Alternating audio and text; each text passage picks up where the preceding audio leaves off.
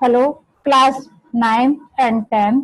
मैं आज आपको भाववाचक संज्ञाएं पढ़ा रही हूँ। कुछ जातिवाचक से भाववाचक संज्ञा बनाना, कुछ विशेषण बनाना और कुछ सर्वनाम से भाववाचक संज्ञा बनाना। ये आपके क्वेश्चन नंबर 4 जब पेपर में पहला निबंध होता है, दूसरा पत्र का होता है और तीसरा अपठित का होता है। क्वेश्चन नंबर 4 जो होता है उसमें व्याकरण आती है, उसमें भाववाचक संज्ञा और विशेषण बनाना पूछा जाता है। वो मैं आज आपको पढ़ा रही हूँ। हाँ, तो ये है भाववाचक संज्ञा। संज्ञाएं आपने जो है वो 6 में, 7th में, 8th में सभी क्लासों में पढ़ी हैं कि संज्ञा के 3 रूप होते हैं मुख्य: जातिवाचक संज्ञा, भाववाचक संज्ञा और व्यक्तिवाचक संज्ञा। तो यहाँ पर मैं भाववाचक संज्ञा बनाना आपको पढ़ा रही हूँ। जिस संज्ञा शब्द से, भाववाचक संज्ञा किसको कहते हैं सबसे पहले आप ये समझ लीजिए। जिस संज्ञा शब्द से किसी व्यक्ति या वस्तु के गुण, धर्म, दोष, शील, स्वभाव, अवस्था, भाव, संकल्पना का बोध कहते ज्ञान होता है, उसे हम भाववाचक संज्ञा कहते हैं। भाव मानी क्या भाव कैसा व्यक्ति है, उस तरीके के भाव प्रदर्शित होते हैं, उसे हम भाववाचक संज्ञा कहते हैं। भाववाचक संज्ञा सदैव अमूर्त भाव को व्यक्त करती हैं। अमूर्त मतलब जिनका के कोई मूर्त रूप नहीं होता है, चेतन रूप नहीं होता है। तो इसमें जैसे कि ये उदाहरण दिए हुए हैं, जैसे कि लंबा है, लंबा का लंबाई, मोटा का मोटाई, और इस तरीके के ये शब्द दिए हुए हैं कि ये उदाहरण दिए हुए हैं। अब मैं कुछ जो संज्ञा शब्द आपको कॉपी में करने हैं वो मैं आपको बता रही हूँ कि जातिवाचक संज्ञा से भाववाचक संज्ञा बनाना। एक साइड में ये जातिवाचक संज्ञाएं दी हुई हैं और ये इसमें आई हुई भी हैं कि कौन कौन से आईसीएसई बोर्ड में जातिवाचक संज्ञा का क्वेश्चन हमेशा पूछा जाता है कि भाववाचक संज्ञा बनाने के लिए जातिवाचक संज्ञा से या फिर विशेषण से, या विशेषण बनाने के लिए हमेशा पूछा जाता है।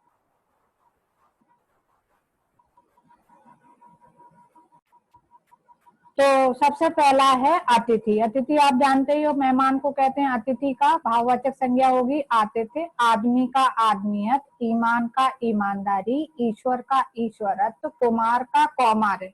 कौमार्य कहते हैं कुमारावस्था यानी कि कुंवारी अवस्था। कृषक को कृषि कहते हैं। कृषक का भाववाचक संज्ञा है कृषि। कृषक जो है वो कृषि का भाव। ठग का ठगी, देव का देवत्व, नर का नरत्व, पशु का पशुत्व या पशुता, दोनों ही हो सकते हैं, कोई भी एक भी लिखेंगे आप तब भी सही होगा। पुरुषत्व का पुरुष का पुरुषत्व और पौरुष। बच्चा का बचपन, बाल का बालपन, युवक का यौवन, व्यक्ति का व्यक्तित्व, लड़का का लड़कपन, वृद्ध का वार्धक्य, वत्स का, वत्स कहते हैं बेटे को, वत्स का वात्सल्य, वात्सल्य कहते हैं ममता का भाव, शत्रु का शत्रुता। ये हो गए जातिवाचक से भाववाचक संज्ञा बनाना। अब इधर है सट से सट्टा, साधु से साधुता या साधुत्व, सेवक से सेवा, ये पूछे भी गए हैं 2005 में और 2009 में। स्त्री का स्त्रीत्व, अमर का अमरत्व, इंसान का इंसानियत, ईश्वर का इंसान का स्थानियत, ईश्वर का ऐश्वर्य या ईश्वरत्व, दोनों ही सही हैं। गुरु का गुरुत्व या गुरुता, चोर का चोरी, चिकित्सक का चिकित्सा, तरुण का तरुणाई या तारुण्य। तरुण कहते हैं जवान को और तरुणाई माने जवानी, ठीक है। दोस्त का दोस्ती, नारी का नारीत्व, नेता का नेतृत्व, पंडित का पांडित्य या पंडिताई भी कह सकते हैं, बंधु का बंधुत्व, बालक का बालकपन, राष्ट्र का राष्ट्रीयता, वीर का वीरता या वीरत्व, वेद का वेदत्व, वक्ता का वक्तृत्व या वक्तृता, वकील का वकालत, शिशु का शैशव या शिशुता, संस्कृति का संस्कार, सुजन का सौजन्य, सज्जन का सज्जनता, हिंदू का हिंदुत्व। तो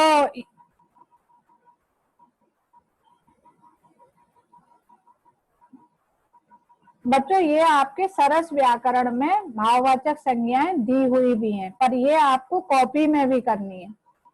अहम का ये सर्वनाम शब्द है, सर्वनाम शब्दों से भाववाचक संज्ञा बनाना। अहम कहते हैं घमंड को, अहम का अहंकार, आपका आपा, पराया का परायापन। इसमें सर्वनाम शब्दों में जिन पे मैंने टिक लगाया हुआ है केवल वही आपको कॉपी में करने हैं। पराया का परायापन, स्व का स्वत्व, अपना का अपनापन अपनात्व, निज का निजता या निजत्व, मम का मम माने मेरा, ममता या ममत्व, मेरा का भाव होता है, और निज माने भी अपना होता है। और ये है सर्व, सर्व माने सभी, सर्व का सर्वस्व, ये हो गए सर्वनाम शब्द। अब है विशेषणों से भाववाचक, कुछ शब्द जो है वो विशेषण होते हैं, उनसे भाववाचक संज्ञा बनाती हैं। परंतु एग्जाम में ऐसे भी आ सकता है कि आपको भाववाचक संज्ञा दी हुई हो और उसका विशेषण रूप क्या होगा, तो ये भी आपको दोनों तरह से याद कर लेना है। अमर का अमरत्व, अधिक का अधिकता, अजनबी का अजनबीपन, अच्छा का अच्छाई, आस्तिक का आस्तिकता, ईर्ष्यालु का ईर्ष्या, उदास का उदासी, उत्तम का उत्तमता, एक का एक या एकता, कठोर का कठोरता, कर्ता का कर्तृत्व, कृतज्ञ का कृतज्ञता, कृत्रिम का कृत्रिमता, कृत्रिम कहते हैं बनावटी को, कृपण का कृपणता, कृपण कहते हैं कंजूस को, उसका कृपणता और कार्पण है। कम का कमी, कड़ा का कड़ाई, कड़ा कहते हैं कठोर को, कटु माने कड़वे को कहते हैं कटु का कटुता, खट्टा खट्टा का खटास या खट्टापन, गहरा का गहराई, गरीब का गरीबी, चंचल का चंचलता, चालाक का चालाकी, छोटा का छुटपन, ठंडा का ठंडापन, ठंडा का ठंडापन या ठंडक, तीव्र का तीव्रता, धवल का धवलता, अरुण अरुण कहते हैं लाल को, अरुण का अरुणिमा, धवल कहते हैं साफ को, तीव्र कहते हैं तेज को। तो ये हो गए ये विशेषण से भाववाचक संज्ञा बनाना। अब ये कुछ शब्द दिए विशेषण, आप जानते ही हो, विशेषण शब्द वो होते हैं जो संज्ञा या सर्वनाम की विशेषता बताते हैं, ठीक है। तो क्या इस तरीके से वाक्यों में प्रयोग होते हैं कि वो एक अमीर आदमी है, तो वो विशेषण शब्द के आदमी की विशेषता अमीर शब्द ने बताई, तो या वो एक लंबा आदमी है तो लंबा शब्द विशेषण हो गया, या छोटा आपको पढ़ाया गया था 8th क्लास में उसी तरीके से अमीर। अब ये विशेषण शब्द है अमीर, अमीर का अमीरी, आलसी का आलस्य, आवश्यक का आवश्यकता, उचित का औचित्य, उचित कहते हैं ठीक को, औचित्य कहते औचित्य मतलब कि इसका क्या औचित्य है, कि मतलब इस बात को क्या प्रयोजन है, क्या कहना चाह रहे हैं, इस औचित्य कहते हैं। ऊंचा का ऊंचाई, कंजूस का कंजूसी, कमजोर का कमजोरी, कायर का कायरता। हमेशा जो भाववाचक संज्ञा बनाई जाती है ता प्रत्यय ई प्रत्यय लगा करके, त्वा प्रत्यय लगा करके, आहट प्रत्यय लगा करके इस तरीके से बनाई जाती हैं। काला का कालिमा और कांत का कांति, कुशल का कौशल और कुशलता भी है, कुटिल का कुटिलता, कुशाग्र का कुशाग्रता, कुशाग्र कहते हैं तीव्र को, तीव्र बुद्धि या कुशाग्र बुद्धि कहते हैं ना, तीव्र बुद्धि वाला है या कुशाग्र बुद्धि है। कुलीन का कुलीनता, कुलीन कहते हैं कि बहुत ही ऊंचे कुल में उत्पन्न होने वाले व्यक्ति को हम कुलीन कहते हैं।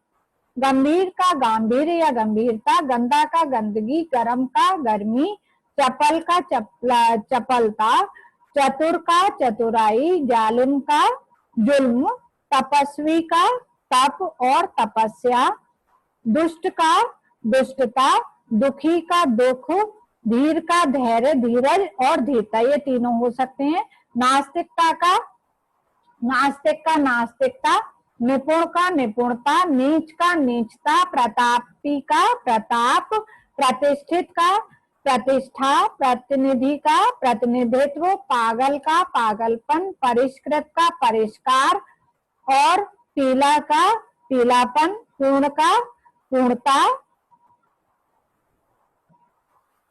पतला का पतलापन, बुरा का बुराई, बहुत का बहुतायत, बूढ़ा का बुढ़ापा, भला का भलाई, भूखा का भूख, मधुर का माधुर्य या मधुरता, मधुर कहते हैं मीठे को।